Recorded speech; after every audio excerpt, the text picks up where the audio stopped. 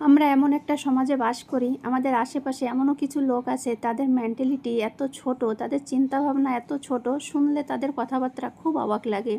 কিছু লোক আছে না, তারা বলে কি, মাছ ভাত বিনা আমি খেতেই পারি না, মাছ ভাত ছাড়া আমার পেটই ভরে না। তারাই কিন্তু আবার ছোট থেকে বড় হয়েছে, তাদের আধা বয়স হয়ে গেছে অনেকের, কি তারা ওই ফেনা ভাত, ফান্তা ভাত, বাসি ভাত খেয়েই তারা বড় হয়েছে, আধা বয়স হয়ে গেছে। আর তাদের এই ধরনের কথাবার্তা শুনলে অবাক লাগে না?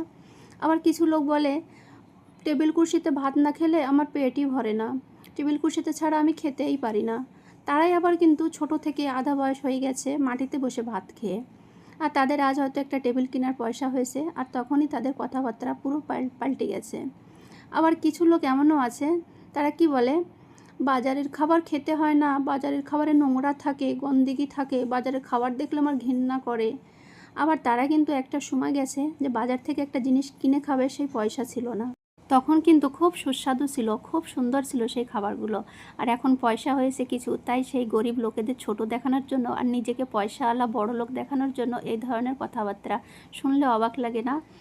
আমরা বাজারের খাবার কি বন্ধ করব? আমাদের তো প্রায় ঘরে যত বাজার আসে সবই সেই সব গরিবদের হাত থেকেই তৈরি করা জিনিস আসে।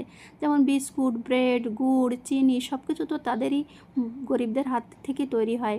তাহলে আমরা কি কিনা খাওয়া বন্ধ করে দেব?